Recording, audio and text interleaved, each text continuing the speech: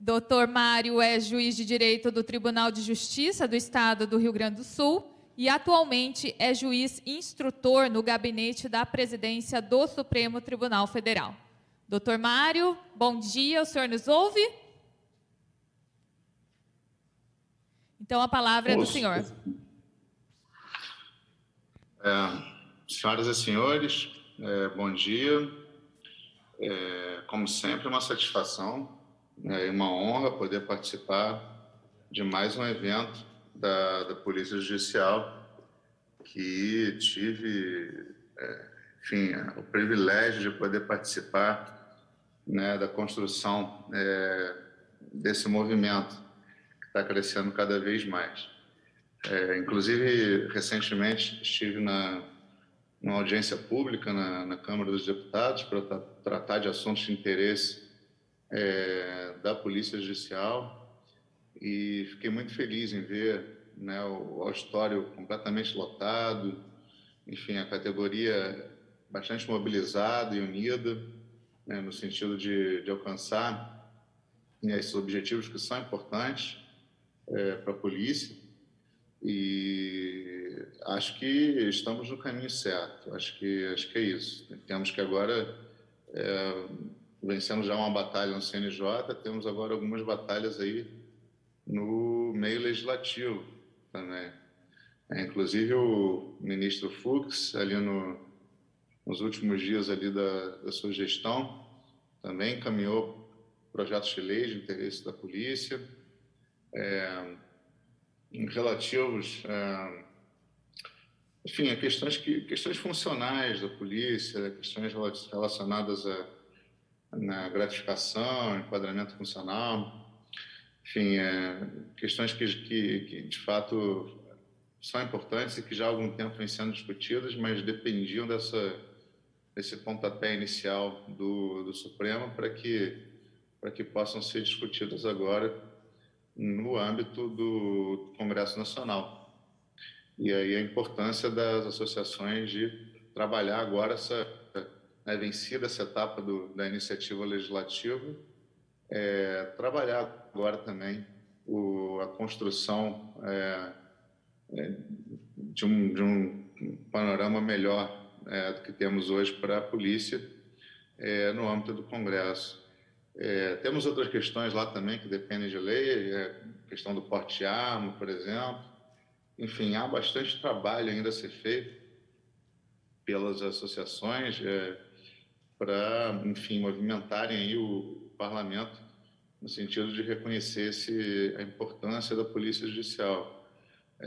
Acho que de 2020 para cá, fizemos agora recentemente 2 anos da Resolução 344, acho que foi muito bem recebida, pelo que eu tenho visto, em todos os tribunais, todos gostaram muito da resolução e dessa valorização da polícia. Inclusive, tenho observado que vários concursos estão sendo abertos, tenho observado também que as polícias estão recebendo uma prioridade aí nos tribunais, pelo menos em alguns, no sentido de cursos e equipamentos, enfim, tudo que é necessário para o trabalho efetivo da Polícia Judicial nas suas missões precípuas. Então, acho que é um movimento que vem crescendo. É importante sempre a gente lembrar que o nosso trabalho sempre é o nosso melhor cartão de visita, Então, mostrar como funciona o nosso trabalho, a importância do nosso trabalho, como isso pode contribuir para os tribunais, para a sociedade. Eu acho que isso sensibiliza muito não só os gestores no âmbito do Poder Judiciário, mas também os parlamentares que estão atentos a isso e que sabem da importância de uma polícia institucional. Eles têm, no âmbito de suas casas legislativas, também as suas polícias.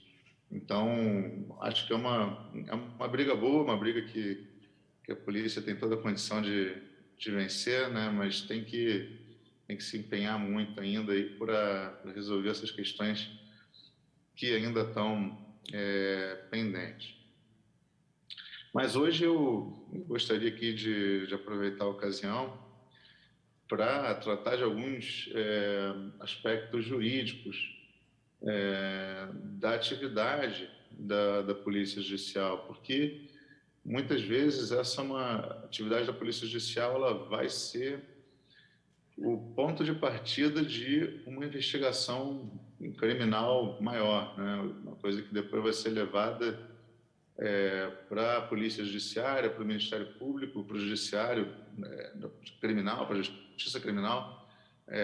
E hoje nós temos um sistema processual penal muito formalista, vamos dizer assim. Então, quer dizer, a observância das formalidades, alguns preferem chamar de garantista, né? Eu já acho que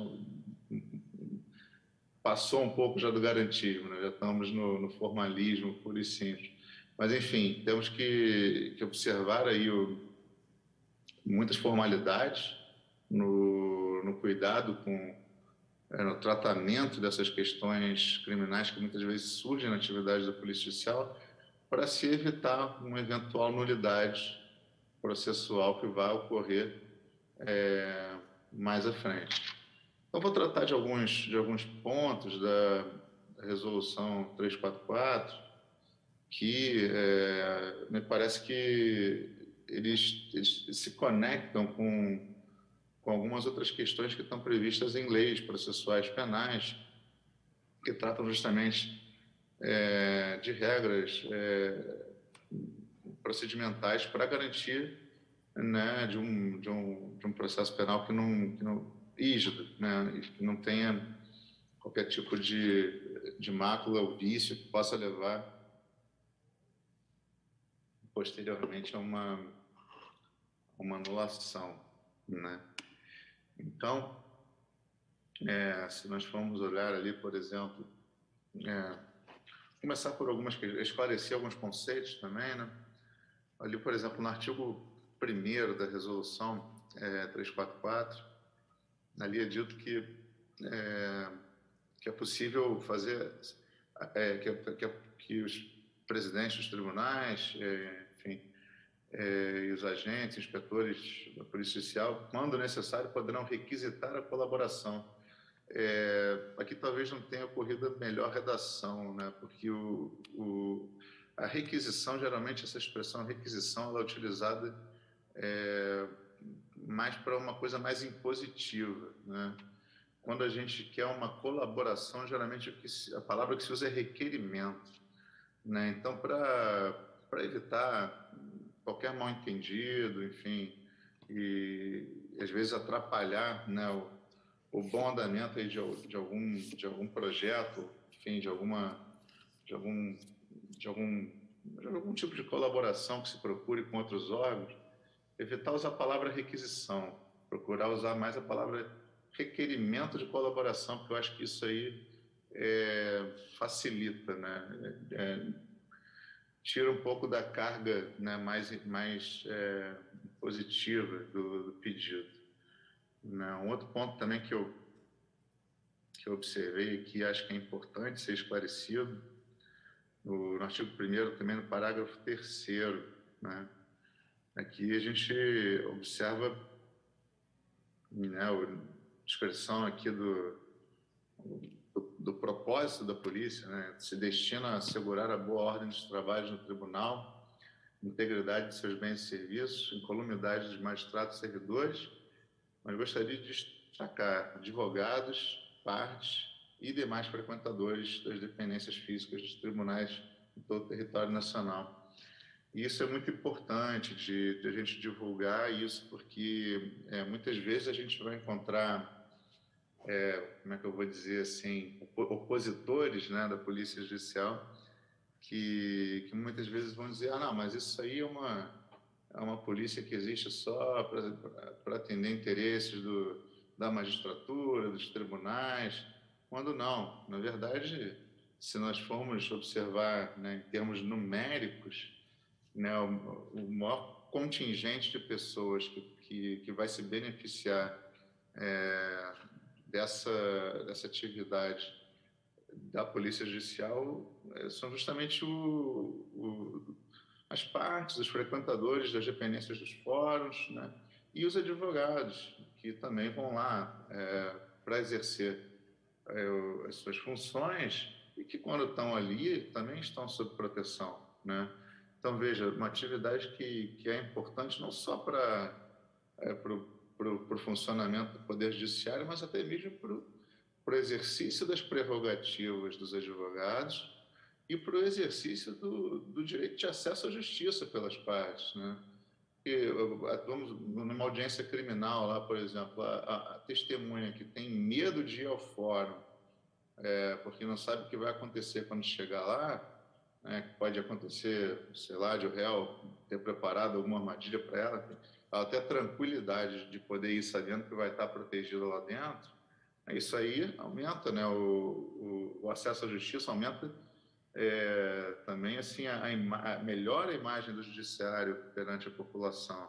Da mesma forma, o advogado poder ir ao fórum, sabendo que lá ele não vai ter nenhum tipo de, né, de intercorrência, não vai estar sujeito a nenhum tipo de crime, vai estar protegido. Isso facilita o exercício das prerrogativas dos advogados, né? Então, eu acho que esse é um ponto que precisa ser mais divulgado, né? Que esse trabalho ele atinge várias categorias e um contingente, né, de pessoas muito maior do que inicialmente é dito, né, por aí. Apesar de ser um serviço, né, como a Constituição diz, um serviço auxiliar do Poder Judiciário, ele auxilia justamente nisso, né, no sentido de permitir o acesso à justiça, o exercício da prerrogativa dos advogados e, evidentemente, também, claro, o desenvolvimento da atividade jurisdicional, que é o serviço público essencial do Estado. Seguindo adiante, também gostaria de destacar aqui, né, o artigo 2º, né, da Resolução 344, ele fala da questão da prática de infração penal nas dependências do tribunal, que nesse caso pode ser instaurada ali investigação preliminar, requisição de inquérito, e no parágrafo 1º fala que, havendo flagrante delito nas dependências dos tribunais, o presidente, os magistrados, os agentes inspetores darão voz de prisão ao autor do fato, mantendo-o sob custódia, até a entrega à autoridade policial competente para as providências legais subsequentes. Aqui eu gostaria de alertar os policiais judiciais para a necessidade de se resguardarem contra uma eventual acusação posterior, né, de um sujeito que é preso, pode vir ali adiante, né, numa audiência de custódia, por exemplo,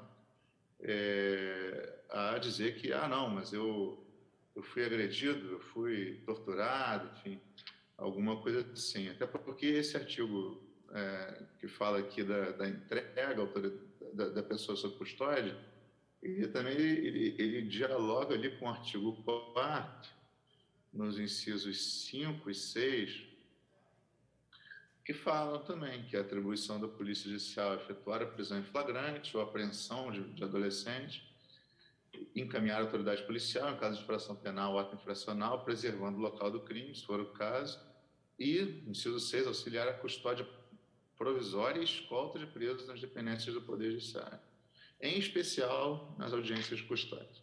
Então, vejam que muitas vezes a Polícia Judicial ela vai, ou com auxílio de outras forças de segurança, ou isoladamente, porque muitas vezes quem vai estar ali no local vai ser só a Polícia Judicial mesmo, ela vai ter que efetuar uma prisão em flagrante e manter essa pessoa custodiada até que ela seja entregue, né, à autoridade policial para, enfim, a lavratura do auto de prisão em flagrante ou do termo circunstanciado. E nesse período em que essa pessoa está custodiada pela Polícia Judicial, ela pode vir depois a acusar, né, justamente, alguém, algum policial, de ter feito algum mal, né, a ela. Então, uma coisa que eu acho importante, sempre que for possível, uma vez efetuada a prisão e a custódia, tentar encaminhar essa pessoa para o departamento médico do tribunal para que seja feito um exame ali, um exame médico, né, descrevendo que a pessoa não apresenta nenhum tipo de lesão, enfim, e para que isso seja, inclusive, guardado, né?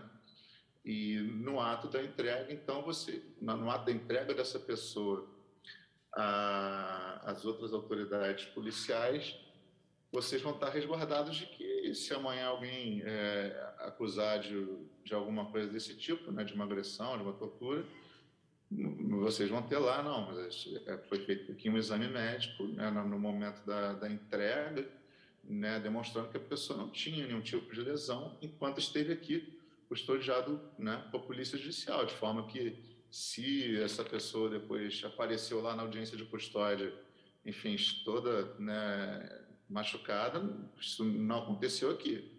Isso aconteceu em algum outro lugar no caminho, enfim, ou dentro mesmo de algum centro de custódia, mas não foi certamente na Polícia Judicial. Acho que isso é uma coisa importante para a Polícia Judicial estar atenta, porque isso acontece, né? Inclusive é muito comum, a Polícia Militar às vezes prende o sujeito na rua e leva para a delegacia, ou leva depois para o presídio, e geralmente eles fazem isso, eles pegam um laudo médico para ter essa garantia de que depois não vão ser acusados de eles, né, terem praticado algum mal contra aquela pessoa ali, né, e depois estar numa situação, né, complicada de ter que se defender disso, porque são crimes graves, né, tortura, enfim, um crime equiparado ao crime de honra, que tem a pena alta. Então, atenção a isso. Seguindo em frente aqui, alguns conceitos aqui do artigo 3º, né? O artigo 3º, inciso 2, ele fala ali autonomia, independência e imparcialidade do Poder Judiciário como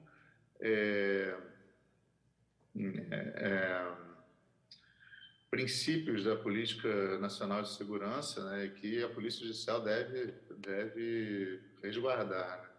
Me parece um pouco repetitivo ali, né? Autonomia, independência e imparcialidade. Qual a diferença? Basicamente, essas palavras têm sido usadas no meio jurídico da seguinte forma, né? Quando a gente fala em autonomia, a gente está falando mais em autonomia dos tribunais, né? Autonomia administrativa dos tribunais, administrativa, financeira, orçamentária, né? Ou seja, o Poder Judiciário não ser dependente do Poder Executivo ou do Legislativo, ele ter orçamento próprio, ele ter autogestão, ele poder, enfim, tomar as suas próprias decisões de acordo com o seu próprio regimento, com os seus próprios atos normativos. Então, isso que é a autonomia do Poder Judiciário. Inclusive, a Constituição diz que o CNJ deve proteger a autonomia dos tribunais, né? Ou seja, não permitir que outros órgãos estranhos ao Poder Judiciário se intrometam, né, na atividade jurisdicional, até por uma questão de separação de poderes. Né? Quando a gente fala em independência, aí a gente está falando da independência mesmo do juiz, né? O juiz ser independente ao julgar, ou ao exercer sua atividade. O que significa o juiz ser independente? Significa que ele não está sujeito a nenhum tipo de hierarquia, né? Ou seja, ele não obedece ordens de ninguém no momento de proferir a decisão. Então, é chamado de independência funcional, né? Os membros do Ministério Público também têm, né? Ou seja, eles não podem, por exemplo, responder a um processo disciplinar por causa de uma decisão que eles deram. A decisão é livre, eles têm independência para decidir. Se a decisão estiver errada, ela vai ser objeto de recurso, né? E vai ser corrigida num eventual recurso ou não. Mas eles não estão sujeitos a nenhum tipo de autoridade superior que determine como eles vão ter que julgar. E a imparcialidade consiste no fato, é direcionada também a um atributo do juiz também, E ela diz respeito ao juiz ele não ter predileção por uma ou por outra parte do processo. Ou seja, ele não pode tender a favorecer uma parte ou a prejudicar uma outra parte, né? Então, assim, veja a importância da polícia judicial, né, nessas três questões, né? Muitas vezes o tribunal, para poder ter autonomia, ele não pode depender, né, para ter sua segurança de outras forças de segurança cedidas pelo Poder Executivo, por exemplo, né? Senão ele não tem autonomia plena, né? Ele está dependente de um outro poder. Então, a Polícia Judicial contribui para a autonomia do Poder Judiciário, dando ao Poder Judiciário uma força de segurança institucional própria. Ele permite estar livre de qualquer amarra do Poder Legislativo ou Executivo, né? No âmbito da independência e imparcialidade, aí nós temos, né, a questão da proteção aos magistrados, né, para que eles não tenham sujeitos a nenhum tipo de pressão, ou ameaça, enfim, esse tipo de coisa, porque senão realmente, né, a lei orgânica da magistratura nacional fala que o juiz tem que decidir com imparcialidade e serenidade, mas como é que ele vai poder ter serenidade e imparcialidade para decidir qualquer coisa, serenidade e independência para decidir qualquer coisa se ele está ameaçado, se ele né, não tem garantia, não sabe qual vai ser o dia da manhã, não sabe o que vai acontecer com a família dele. Então, aí também o papel da polícia judicial em garantir isso, independência e imparcialidade, né? Então, só para esclarecer um pouquinho o que são, né, como é que a polícia atua em cada um dessas três expressões que parecem idênticas, assim, mas não são, elas têm sentidos próprios, né? Outro ponto que eu queria destacar também, né, ainda aqui no artigo 3º, né? O artigo 3º ele fala aqui no inciso 5, na integração e interoperabilidade dos órgãos do Poder Judiciário com instituições de segurança pública e inteligência. E isso também, esse inciso ele também dialoga com o artigo 13 da resolução, que fala, né, que os tribunais e conselhos poderão estabelecer acordos de cooperação para o atendimento desta resolução. Mas como é que vão ser esses acordos, né? Aqui a resolução foi bem sucinta, ela não entrou em detalhes. Ela permitiu, mas não disse, né, no que vão consistir esses acordos, como é que eles vão ser celebrados, enfim. E aí eu acho que é importante a gente também trazer aqui, né, outros atos normativos que não são específicos da segurança institucional, mas que eu acho que são úteis, né, podem ajudar muito aqui nesse ponto, que são a Resolução 350 do CNJ, que tratou de cooperação judiciária, e a Resolução 785 do Supremo Tribunal Federal também tem uma resolução que também trata de cooperação judiciária, e, no caso da resolução do Supremo, tratou expressamente de cooperação judiciária para questões de segurança institucional. Então, vejam, a cooperação judiciária ela é prevista em lei, né? Ela está lá no Código de Processo Civil, nos artigos 67 a 69, onde é dito que é permitida a cooperação para a prática de qualquer ato que é dispensado qualquer tipo de formalidade, enfim, facilita, dá instrumentos que facilitam muito a cooperação, né? E a Resolução 350 do CNJ, né, avançou um pouco mais, justamente para dar mais liberdade ainda aos tribunais, na esfera administrativa também, para estabelecerem mecanismos de cooperação com outros tribunais, né? Então, a Resolução 350 ela fala, por exemplo, que é possível estabelecer mecanismos de cooperação não só entre tribunais, mas também dos tribunais com instituições fora do sistema de justiça. O que nos permite, aí, por exemplo, órgãos de segurança pública, secretarias de Estado, ministérios, enfim, tudo isso. E no âmbito dos próprios tribunais, também tem questões que podem interessar em termos de cooperação, né? Veja, por exemplo, se a gente for fazer amanhã, para dar um exemplo aqui, né? Fazer uma aquisição de munição ou de armamento para a polícia, né? Uma coisa é você fazer uma licitação para um tribunal, que vai ter uma demanda, né, pequena, muitas vezes. Outra coisa é você poder fazer uma licitação em cooperação com vários tribunais, né? Ou seja, você juntar vários tribunais numa única licitação e poder comprar isso numa escala maior por um preço mais baixo.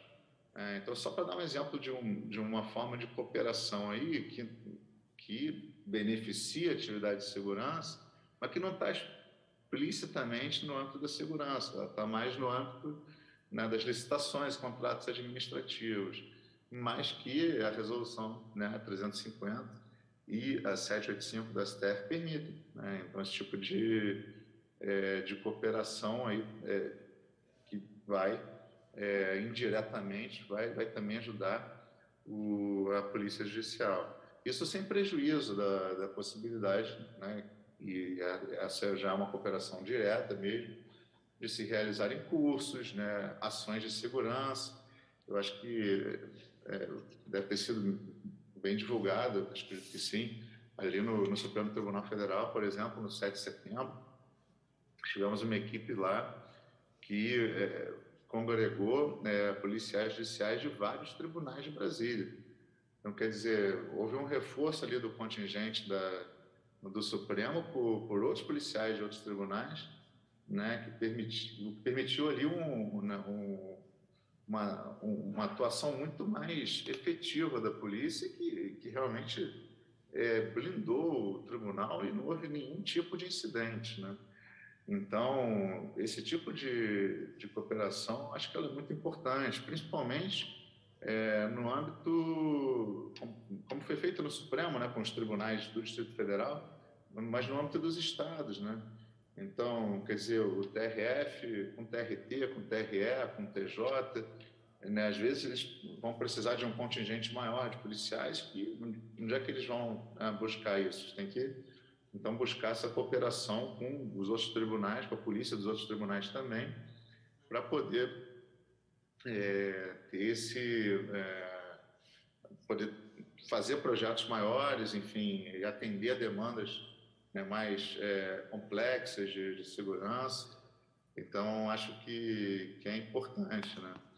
E até e outras questões, até poderia ficar dar outros exemplos aqui, né? O CNJ recentemente também editou uma resolução 460, que trata de justiça itinerante, né? Que é quando os juízes vão para o interior, né, para atender demandas que muitas vezes não chegam, né? Tem lugares de difícil acesso, enfim, muitas vezes tem muita coisa lá que as partes não conseguem chegar até o fórum, então a justiça vai até lá e muitas vezes vão precisar, né, de um auxílio da segurança institucional para poder chegar, porque às vezes são lugares em que há conflitos, né, que há, enfim, dificuldades de toda espécie ali para chegar, e muitas vezes vai ser necessária uma cooperação desse tipo, né, para viabilizar, às vezes, a cessão, por exemplo, de veículos, né, de agentes, enfim, tudo isso que vai ser necessário para se poder prestar esse serviço de justiça itinerante que aumenta o acesso à justiça ao cidadão. Então, é importantíssimo, né? Está realizando aí um direito fundamental previsto na Constituição e o Judiciário agindo de uma forma mais proativa, né? Eu acho que também é muito, muito importante para a imagem do Poder Judiciário perante a população. Aqui no artigo 4º da Resolução 344, eu também, né, gostaria de destacar aqui alguns pontos. Ali, por exemplo,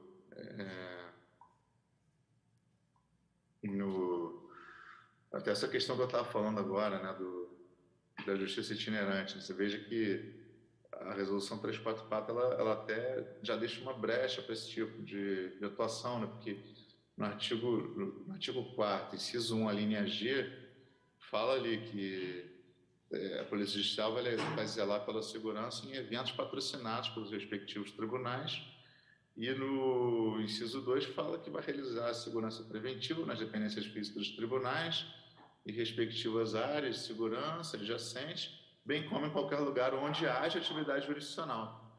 Então, quer dizer, se o juiz e os servidores tiverem que ir, né, para um lugar remoto, num movimento de justiça itinerante, a Polícia Judicial está autorizada e deve ir junto para garantir a segurança, né, e até mesmo o transporte e, enfim, as condições necessárias para que essas autoridades possam chegar nesses locais mais remotos para realizar essas atividades de justiça itinerante.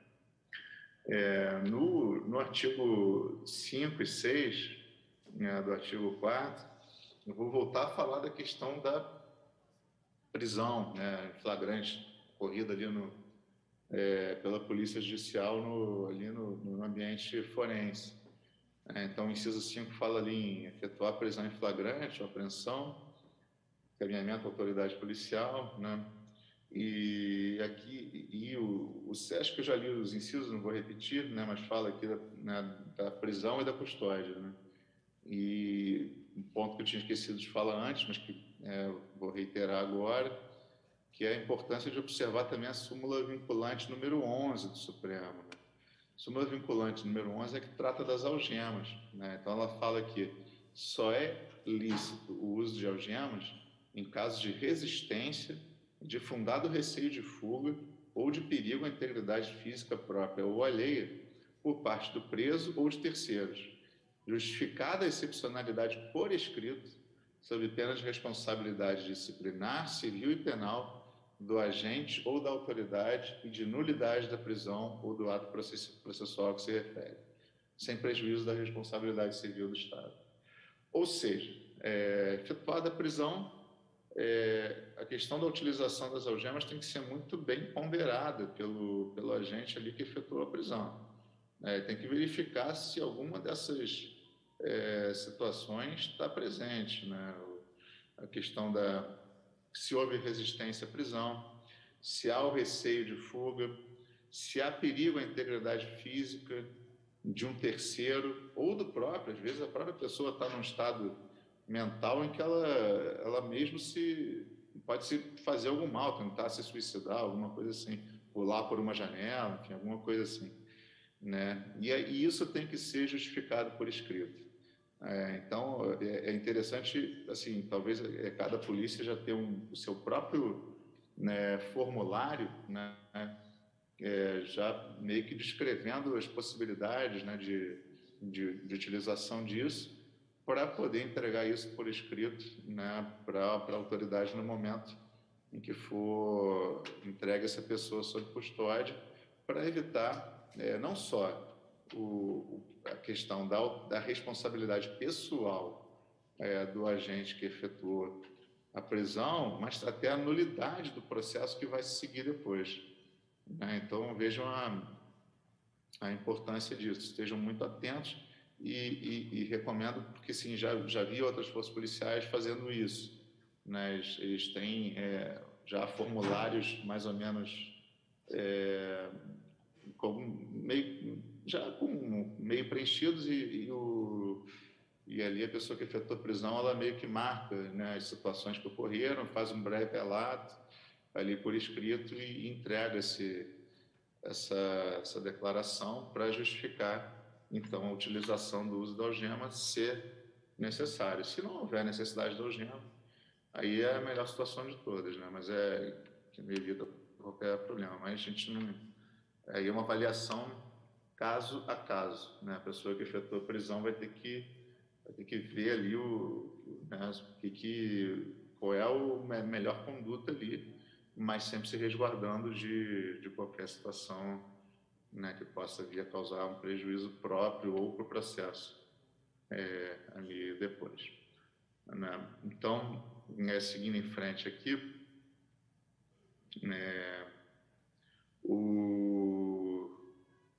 Eu tenho aqui no artigo 4º, inciso 7, uma previsão de que a polícia vai executar escolta armada e motorizada de pessoas, bens, provas e armas apreendidas em procedimentos judiciais.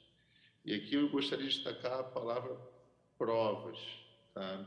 E ela vai estar presente também ali no artigo 2º, parágrafo 1º, né? Então, ali também fala, né, que havendo flagrante delito nas dependências dos tribunais, os presidentes, magistrados, agentes, inspetores darão voz de prisão, mantendo-os sob custódia não, esse é o parágrafo 1º, né? Parágrafo 2º, caso sejam necessárias a instrução do procedimento apuratório preliminar, mencionado no caput, poderá a autoridade judicial determinar aos agentes, inspetores da Polícia Judicial a realização de diligências de caráter assecuratório, que entendam essenciais. Então, diligências de caráter assecuratório essenciais à instrução do procedimento apuratório, o que isso é? Nada mais é do que a preservação de provas, né, que se encontrem no local do crime, né? Então, a polícia vai ter essa função de ocorrer o crime, né, verificado o crime, além da prisão e da custódia do suspeito, ela vai ter que preservar ali as provas que forem encontradas no local e não só isso, né? Como está constando lá no artigo 4º, parágrafo inciso 7, ela também vai ter que fazer a escolta dessas provas. Ou seja, ela vai ter que não só preservar o local, como, em alguns casos, quando for determinado, ela vai ter que até que levar essas provas para um outro local, né? Muito provavelmente entregar para a autoridade policial, né, da Polícia Judiciária. Vamos supor, apreendeu lá uma arma junto com o sujeito entrando no fórum com uma arma, apreendeu a arma, vai ter que, né, assegurar ali a apreensão daquela arma e fazer posteriormente a entrega daquela arma, né, à Polícia Judiciária, né? Então, isso nos traz algumas questões aqui que são importantes, né? Aqui a gente já está tratando, né, de produção de prova que vai ser utilizada para processos criminais posteriormente, né? E houve uma alteração razoavelmente recente do Código de Processo Penal que passou a regular essa questão, né, da obtenção, produção e custódia da prova ao tratar da cadeia de custódia, né?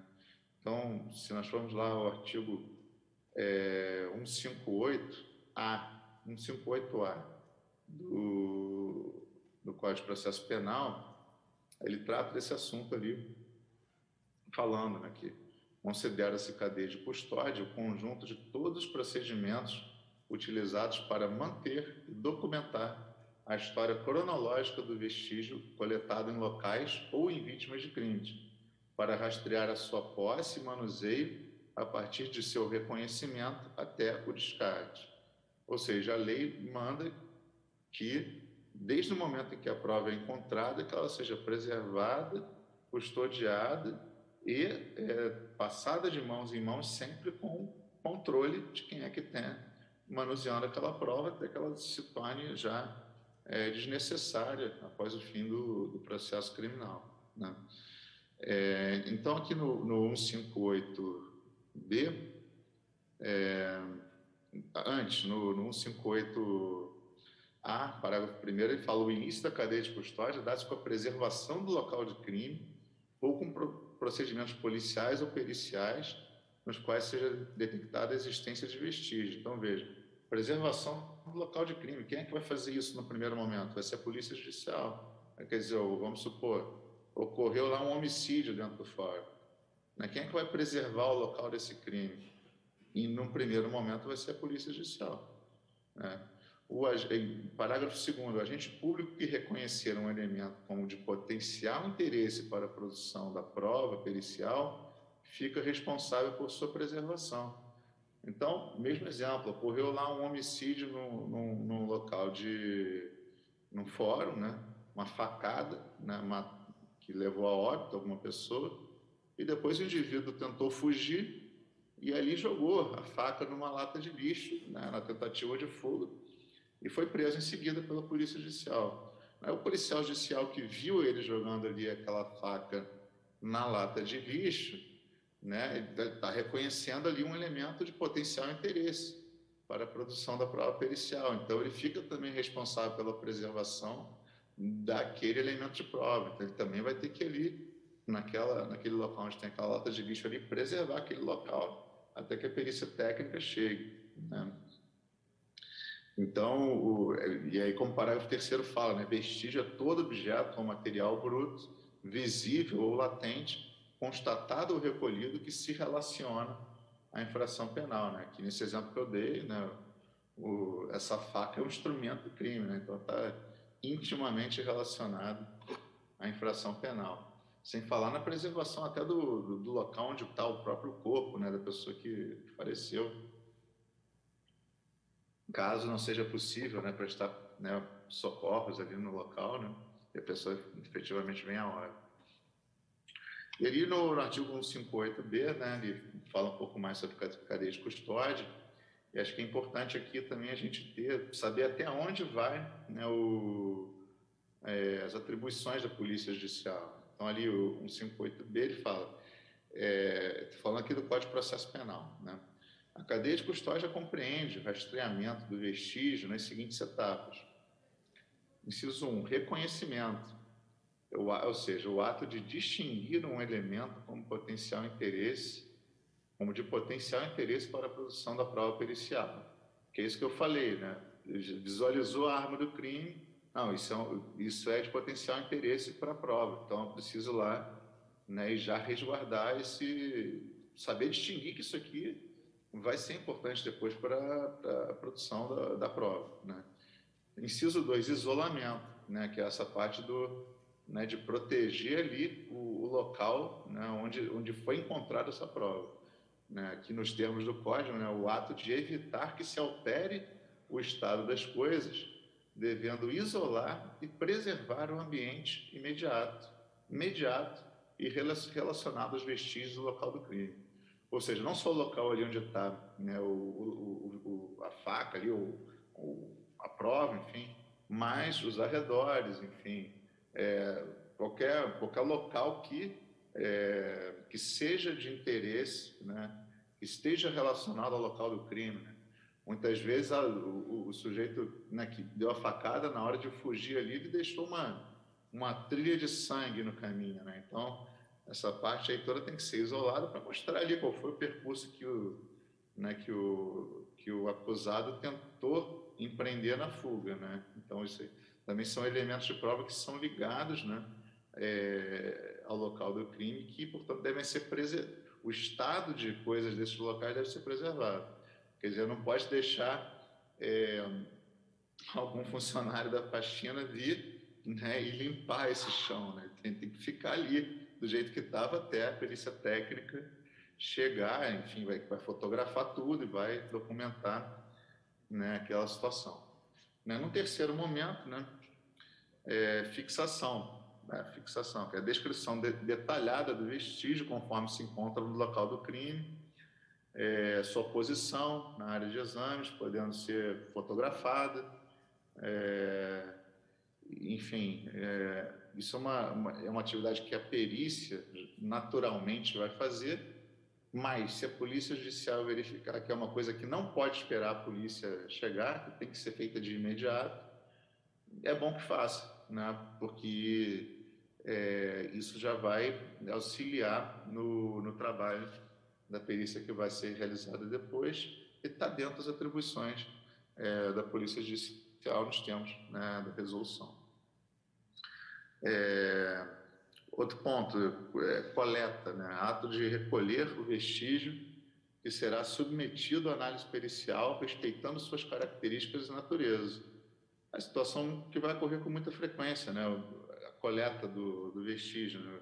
Quer dizer, a pessoa, vamos supor, passa ali naquele acho que o pessoal chama de raio-x, né? Mas é aquele portal ali que passa ali para ver se está com algum metal, né? E aí apita, é quando revista a pessoa está com uma arma, né? Então o que a polícia vai fazer? Vai ter que coletar essa arma, ela é um elemento de prova, né? Do crime de porte ilegal de arma. Ela vai ter que fazer a recolha, né? Desse vestígio para que ele seja submetido posteriormente à análise pericial, né? Quer dizer, a perícia depois vai analisar se essa arma realmente é uma arma de fogo operacional, enfim, que tinha capacidade de disparar e tal. Mas a coleta ali no local, né, quem é que vai recolher, vai fazer a coleta disso? Vai ser justamente a Polícia Judicial que vai, né, enfim, verificar a situação no momento ali que ela aconteceu. Outro ponto, né, o inciso 5 aqui do 158B fala do acondicionamento, né, ou seja, procedimento por meio do qual cada vestígio é embalado de forma individualizada, de acordo com suas características físicas, químicas, biológicas, para posterior análise, com anotação da data, hora, nome de quem realizou a coleta e o acondicionamento. Então é isso, né? No momento que se realiza essa apreensão desse objeto que pode constituir prova no processo criminal, pode ser uma arma, pode ser drogas, enfim, são coisas que vão ter que ser apreendidas do suspeito. E elas vão ter que ser acondicionadas, né, de forma adequada, né, a se preservar as características daquele objeto, né, de forma individualizada e com todas essas informações, né, justamente para que quando isso chegar, né, na investigação criminal, se possa saber quem foi que apreendeu, quando, onde, né, em que contexto, porque isso vai interessar depois na prova do processo criminal, né? Seguindo adiante, no inciso 6, ainda falando de cadeia de custódia, ele fala aqui do transporte, né? Ato de transferir o vestígio de um local para outro, utilizando as condições adequadas, embalagens, veículos, temperatura, entre outros, de modo a garantir a manutenção de suas características originais, bem como o controle de sua posse. É aquela situação, né? Houve a apreensão da arma ali na entrada do fórum, mas essa arma não vai ficar ali no raio-x ali até a polícia chegar, né? O ideal é que aquilo seja, né, levado imediatamente ali para algum local mais reservado, né, onde haja mais controle da Polícia Judicial, para que ela possa, né, fazer toda essa documentação, né, do que aconteceu, na embalagem, enfim, tudo. Então, vai ocorrer ali um transporte, né, disso. E aqui é interessante falar que não só dentro do ambiente forense, né, porque a nossa resolução ela falou lá no inciso 7, né, do artigo 4º, ela falou que executar escolta armada e segurança pessoal de magistrados e servidores. Não, isso é o 8. Não, executar escolta armada e motorizada de pessoas e bens, provas e armas apreendidas. Então, quer dizer, apreendida a prova, a resolução em tese permite, né, que haja escolta armada dessa prova para algum outro local, né? Então, muitas vezes o transporte dessa prova até, por exemplo, a autoridade, até a delegacia, né, de polícia, até a autoridade policial que vai, né, ficar com essa prova, esse transporte muitas vezes vai ser realizado pela Polícia Judicial. Daí a importância da gente ter tudo muito bem documentado, de acordo com essas regras que estamos vendo aqui, né, da cadeia de custódia, porque se isso não for observado, certamente vai ter depois uma nulidade processual e essa prova vai ser considerada inválida, né, e esse cidadão aí que foi pego, né, praticando uma infração penal vai acabar sendo absolvido, porque não vai ter essa prova, né, a gente vai ter que provar que ele praticou, né, esse fato, né. E por fim, né, na cadeia de custódia a gente tem aqui o ato de recebimento, que é o ato formal de transferência da posse do vestígio, que deve ser documentado, no mínimo, com as informações referentes ao número do procedimento e a unidade judiciária, onde foi entregue, o local de origem, nome de quem transportou o vestígio, código de rastreamento, enfim, outras questões aqui, assinatura, protocolo, identificação de quem recebeu, né? Ou seja, né, no momento então vamos lá, a polícia prendeu, né, acondicionou aquilo, ou seja, embalou aquilo de forma adequada, documentou, né, fez o transporte até a autoridade policial para fazer a entrega, e na hora de fazer a entrega vai ter toda essa parte, né, burocrática de, né, dizer, olha, estamos entregando tal coisa para tal pessoa, em tal data, em tais condições, etc, etc. Até para que quem entregou, né, fique também resguardado de que, olha, enquanto isso aqui esteve em nosso poder, né, não aconteceu nenhuma adulteração, não aconteceu nenhum vício, nenhum equívoco, né, na observância do procedimento. Então, tudo isso foi observado, então, dali para frente, aí fica com a Polícia Judiciária, mas a parte da Polícia Judicial tá realizada, está cumprida, né? Então, quer dizer, aqui eu acho que se encerra, né, a atividade da Polícia Judicial na cadeia de custódia, né? E acho que dali tem outras questões que seguem depois na cadeia de custódia, mas aí elas já vão estar no ambiente de investigação policial, né, de processo judicial, então já encerrada a atividade da Polícia Judicial. Um outro ponto também que eu queria falar aqui, acho que é importante, né, que é o artigo 12, né, da Resolução 344. Né, ela fala que o uso desnecessário ou imoderado da força física pelos agentes inspetores da Polícia Judicial, assim como qualquer desproporcionalidade, abusos ou omissões, constituem infração funcional a ser apurada por procedimento específico, assegurado contraditório para a defesa, sem prejuízo das demais sanções cíveis ou penais. O artigo 12, basicamente, ele trata do processo administrativo disciplinar, que vai seguir, né, as regras da Lei 8.112, que é o Estatuto dos Servidores da União. Né, nos estados, evidentemente, cada qual tem o seu próprio estatuto, né, suas próprias regras.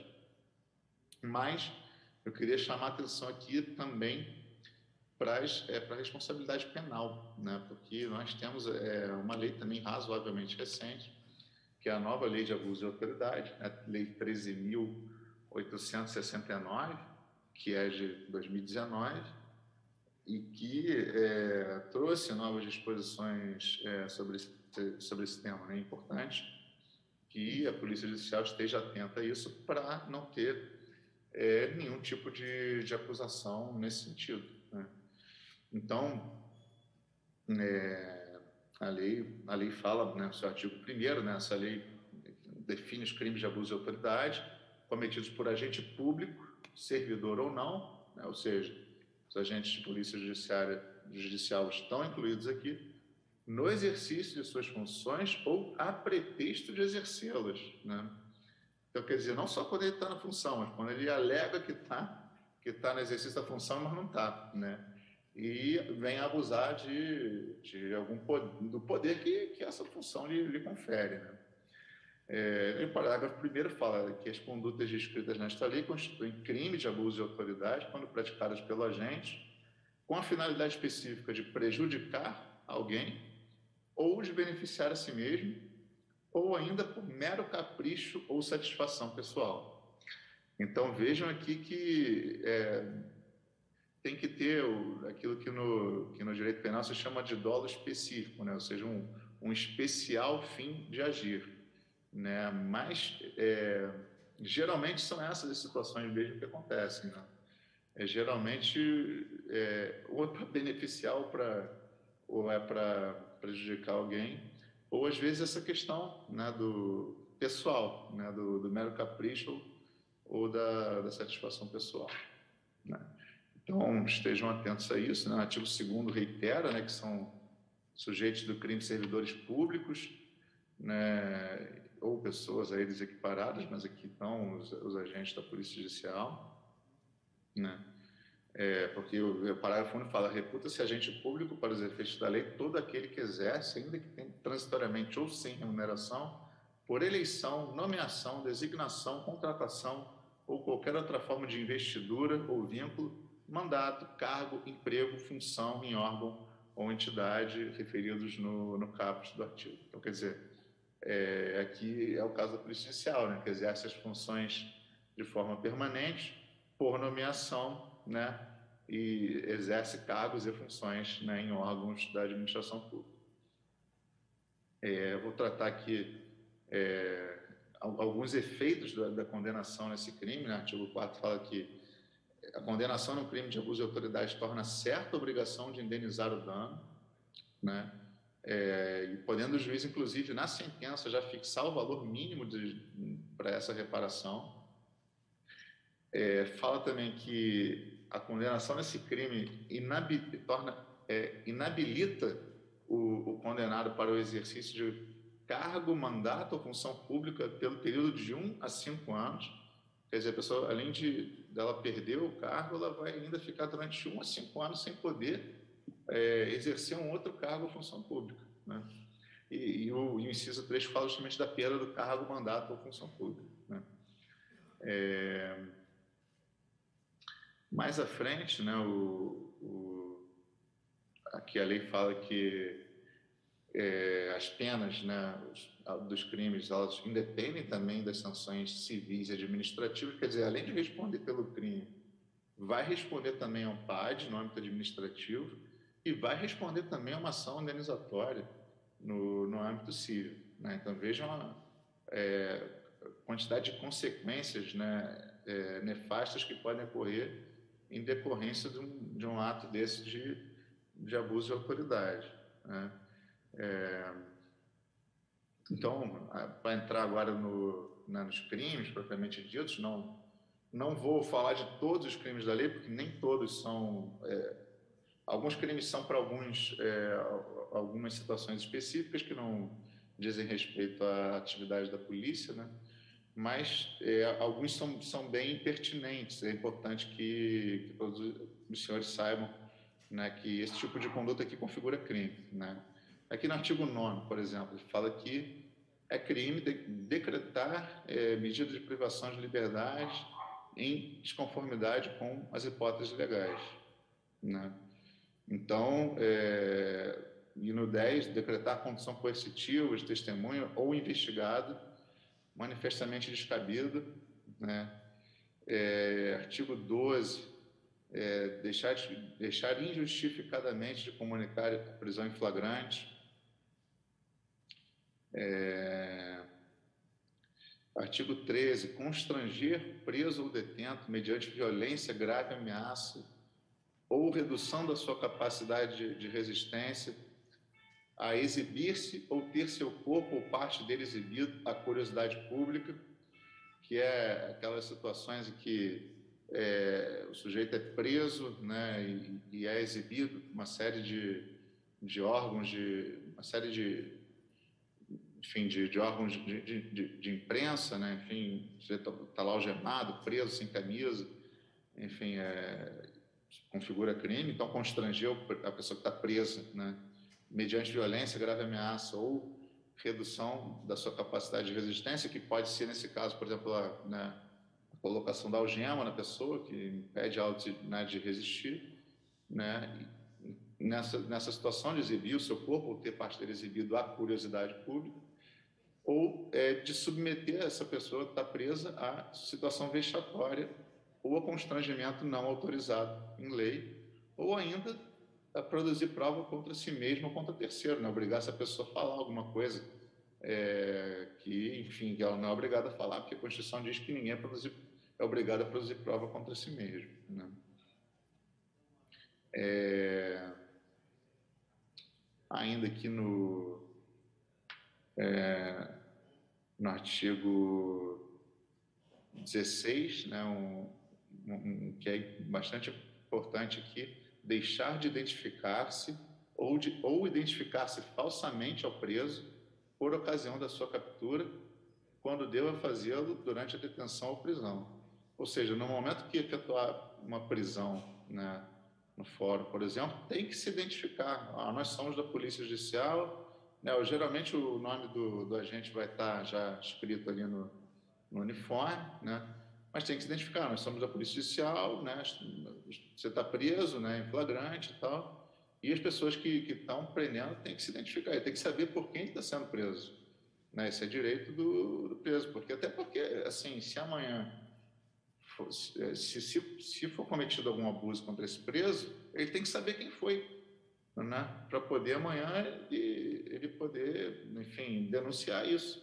Então, por isso que a lei diz que é crime, se você não se identificar no momento em que efetua a prisão. Outra, artigo 20, né? Impedir sem justa causa a entrevista pessoal e reservada do preso com seu advogado. Então, quer dizer, se o sujeito é preso e está custodiado pela polícia judicial, né, ali naquele momento ali que ainda não chegou a polícia judiciária que vai levar o preso, né, e o advogado quer falar com o preso, tem que autorizar, o preso tem direito de se consultar com o seu advogado. Até porque o advogado pode orientar o preso, olha, fique em silêncio, não fale nada e tal, porque o que você falar aqui eles vão ouvir, depois eles podem ser testemunhas contra você. Então, o preso tem o direito de ter o acesso ao advogado nesse momento que ele está ali sob custódia da Polícia Judicial. Outro ponto muito importante, artigo 21, né? Muitas vezes o sujeito que é preso no fórum pela Polícia Judicial, até ele ser encaminhado, né, para outros órgãos de segurança, ele vai ser colocado em algum ambiente de custódia, alguma carceragem que o fórum tem, né? A maioria dos fóruns criminais, que tem jurisdição criminal, tem algum tipo de carceragem onde os presos aguardam, né, as audiências, né, enfim, são trazidos pela polícia, mas até começar a audiência eles ficam ali numa carceragem que geralmente os fóruns têm. E o artigo 21 fala que é crime manter presos de ambos os sexos na mesma cela ou espaço de confinamento. Então, qualquer local em que presos estejam confinados, não se pode colocar duas pessoas do mesmo sexo nesse mesmo espaço, ou seja, tem que ser celas separadas, né? Senão vai estar incorrendo nesse crime. E veja que eu não estou falando aqui sobre gênero, não estou falando sobre orientação sexual, estou falando sobre sexo. Foi a palavra que a lei utilizou, né? Então, observem isso. Independentemente da identificação de gênero, aqui o que a lei falou é sexos diferentes. Então, estejam atentos a isso também no momento de efetuar isso. Inclusive, a resolução do CNJ 347, que trata da questão dos LGBTI nos presídios, e que fala dessa questão, né, de manter a população transgênero separada, né, da população carcerária, né, em geral e tudo, ela também cuida disso. Fala, olha, uma coisa é gênero, outra coisa é sexo, né? Sexo não, e é crime, né? Não tem como, não tem exceção para isso aqui, né? Então, cuidado com essa distinção, né? Estejam atentos a isso para não incorrer em nenhum crime, né? Outra também que eu acho que pode acontecer, né, aí no dia a dia de vocês. Artigo 23. Inovar artificiosamente no curso de diligência, investigação ou processo, o estado de lugar, de coisa ou de pessoa, para eximir-se de responsabilidade ou de responsabilizar criminalmente alguém. Ou seja, o que a gente falou antes, né? Que a polícia ela tem a obrigação de preservar o local do crime, né? Se, em vez disso, ela vai lá e altera o local do crime, né? E com a finalidade de, enfim, eximir alguém de responsabilidade criminal, quem fez isso vai estar praticando esse crime aqui, tá? Isso é um crime de abuso de autoridade, né? Então, muito cuidado para não permitir nenhum tipo de alteração no local de um crime eventualmente praticado, né, no ambiente forense. Também gostaria de mencionar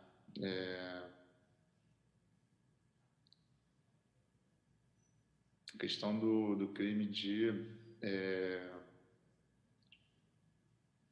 de violação de prerrogativa, né, do advogado.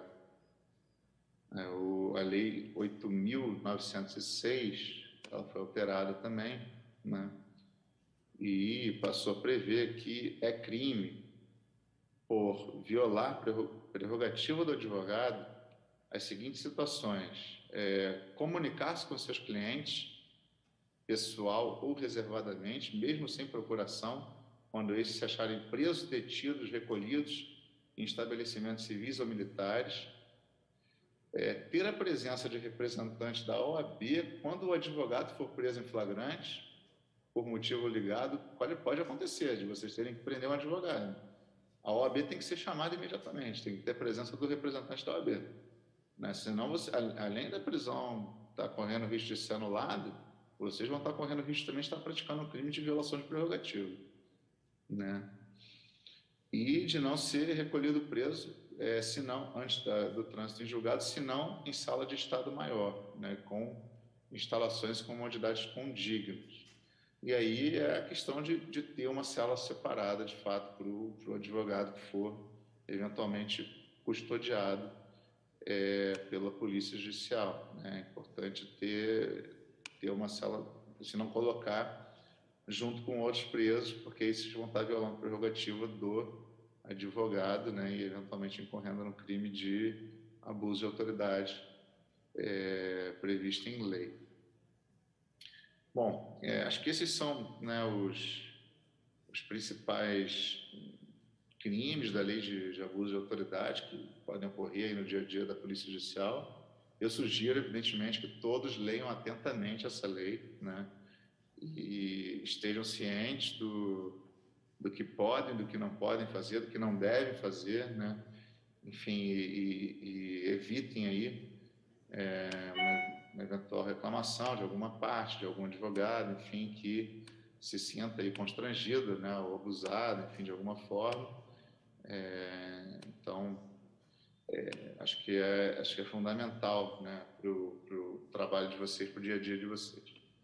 Então, assim, essas eram algumas assim observações, né, jurídicas assim que dizem respeito à resolução 344, que não estão na resolução, mas que elas se relacionam a questões penais, processuais penais, que podem influenciar, né, em processos que vão ser julgados no judiciário, que podem, inclusive, levar à responsabilidade pessoal dos próprios agentes da Polícia Judicial.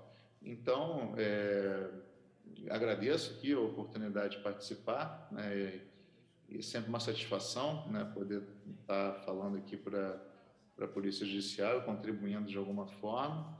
Espero ter trazido aqui contribuições, né, que sejam úteis no dia a dia de todos vocês. E muito obrigado, contem sempre comigo.